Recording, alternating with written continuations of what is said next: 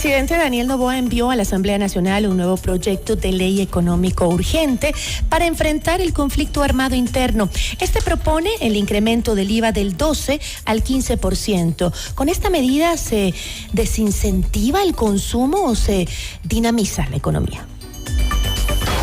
La entrevista a la carta, en diálogo directo con los protagonistas de los hechos. Nos acompaña a esta hora Freddy Ceballos, él es analista tributario y económico. ¿Cómo está? Muy buenas tardes. Bien, Gisela, muchas gracias. Entiendo que el proyecto de carácter económico urgente, denominado Ley Orgánica para enfrentar el conflicto armado interno, la crisis social y económica, ingresó a la Asamblea Nacional la noche de este jueves 11 de enero. Este nuevo proyecto de ley económica urgente tiene 4 artículos, 2 disposiciones generales y una disposición reformatoria. La disposición reformatoria única propone el aumento de la tarifa del impuesto al valor agregado, que actualmente es del 12%. El incremento de la tarifa no se plantea como una medida temporal. Yo le pregunto, ¿la única medida real propuesta en este proyecto es el aumento del IVA o hay más? De acuerdo al proyecto de ley que envió el presidente en la madrugada del día de hoy, si la única medida reformatoria a la ley de régimen tributario es de eso, subir del 12% al 15%.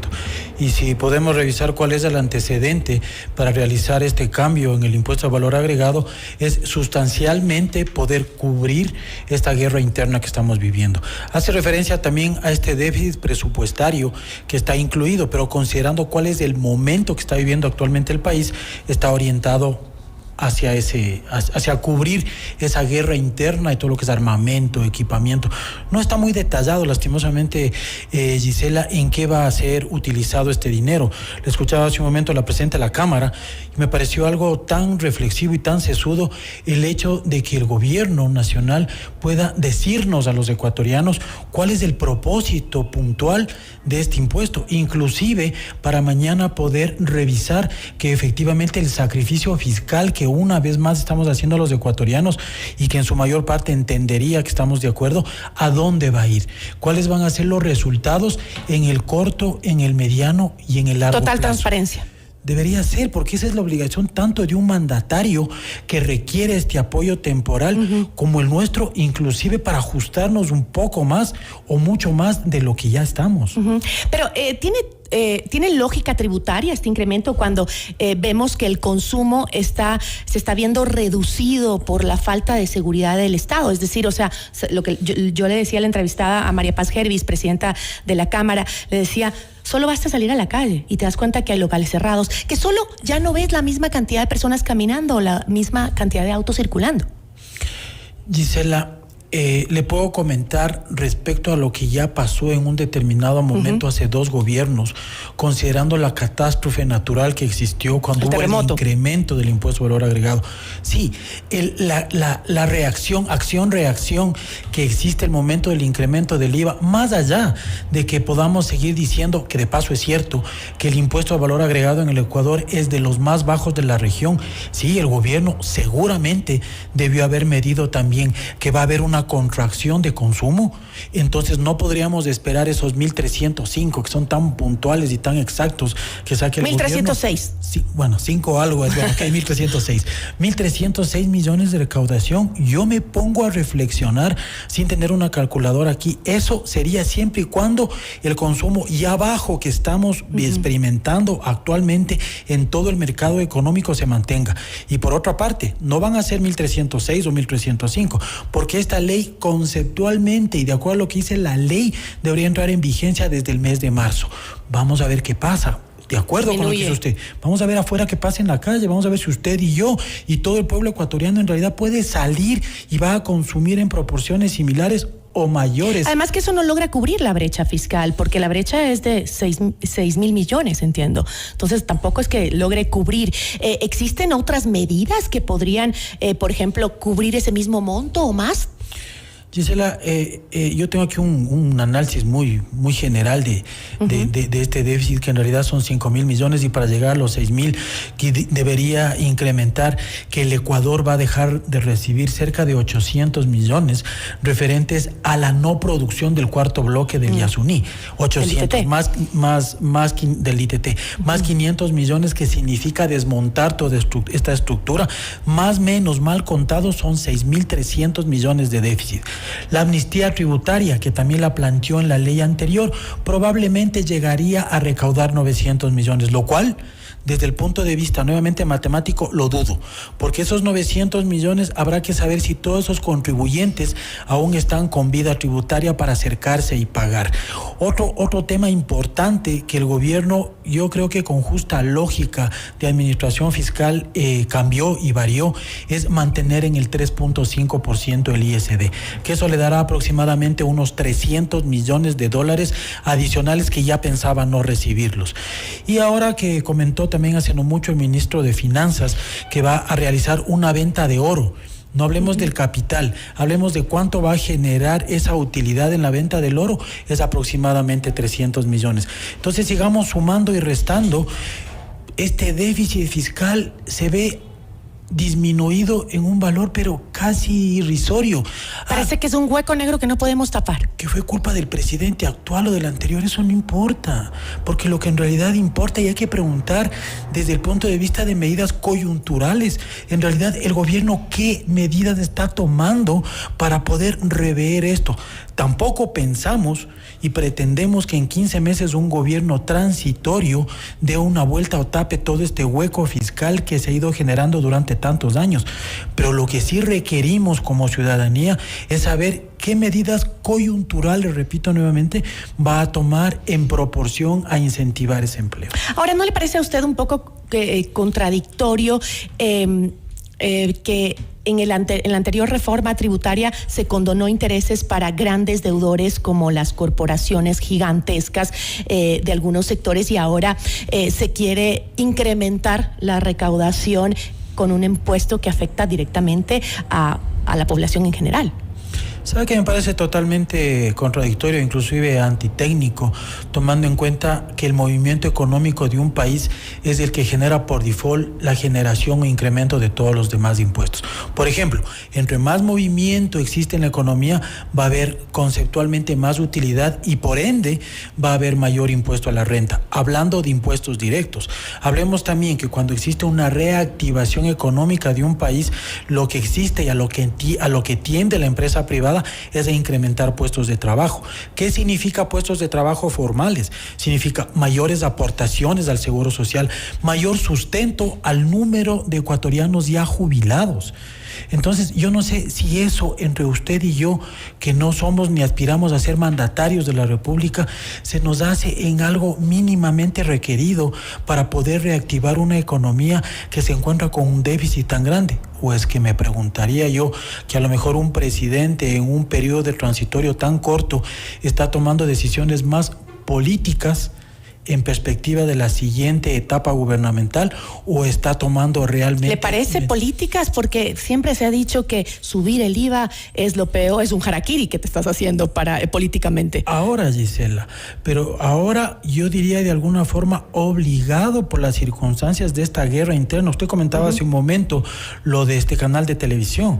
Claro, es una medida que se debe tomar, pero inmediatamente. ¿Sabe por qué? Porque se metieron a su casa.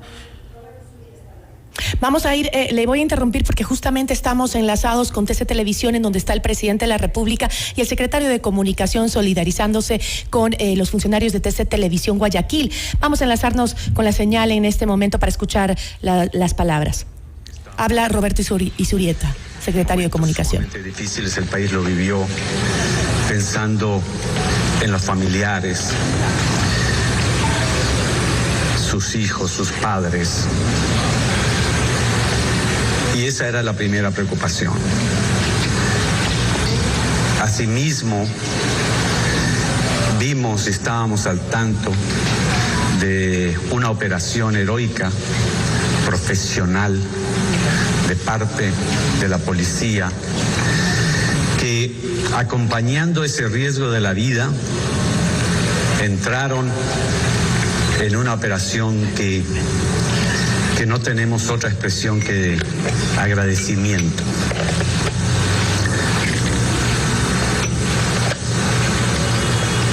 Todo esto nos ha fortalecido.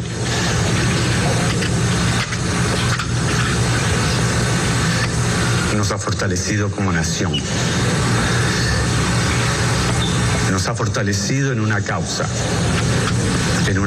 nacional, que la representamos en este momento en el gobierno en nombre del pueblo ecuatoriano y que se ha expresado también a niveles políticos. Y como muy pocas veces en la historia,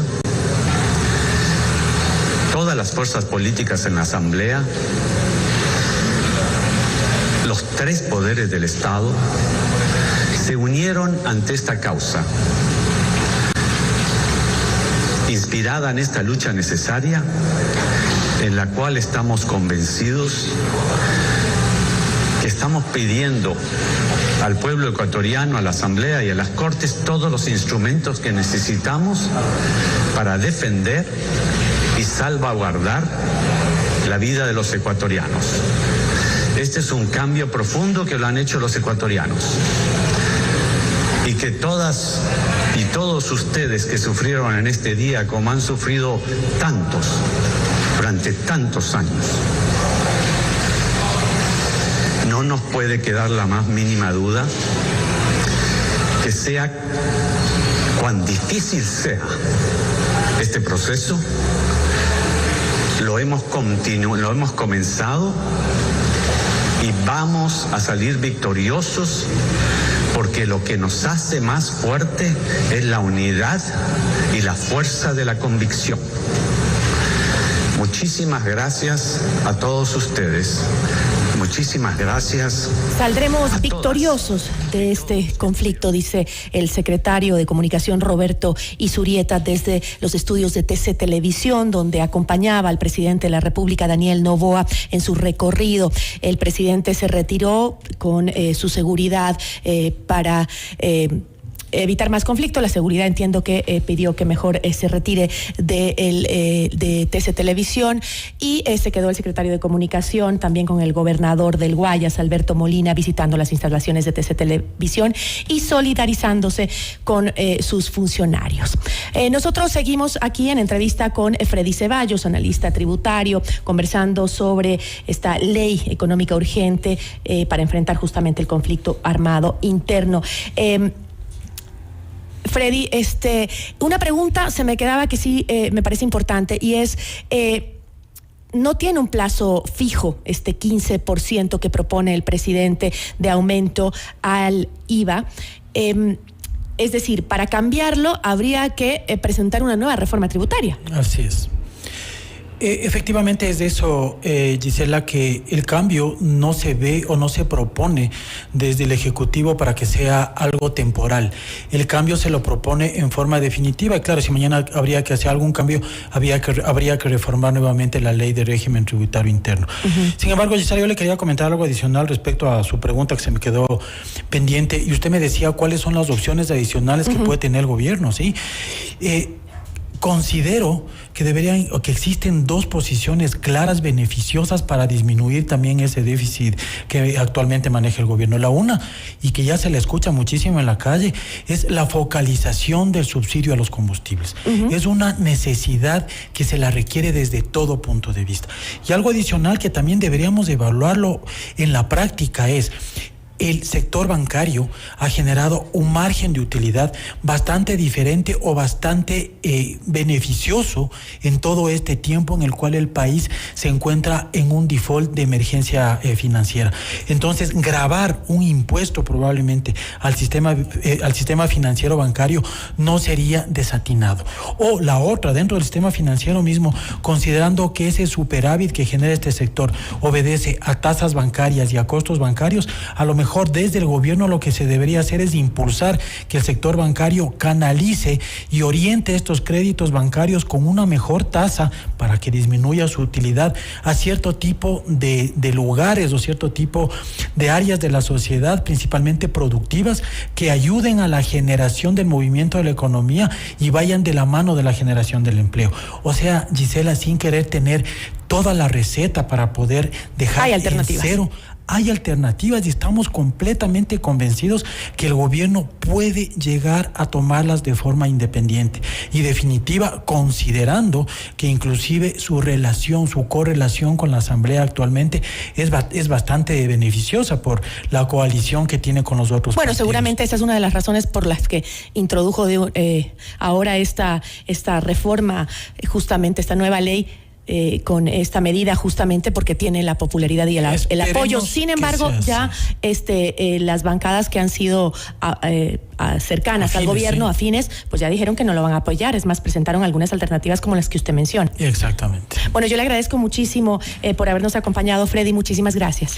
A usted, Gisela, muchas gracias. Y solamente para terminar, quiero transmitir a todo el pueblo ecuatoriano que existen oportunidades para poder salir de este hueco fiscal, y obviamente necesitamos el apoyo de todos, siempre y cuando, lo que hablábamos al principio, tengamos la claridad de hacia dónde van a estar orientados los recursos adicionales que nos requieren a los contribuyentes. Gracias. Yo le agradezco muchísimo. Nos acompañó Freddy Ceballos, analista tributario y económico. Notimundo a la carta. 60 minutos de noticias actualizadas. Conducción Gisela Bayona.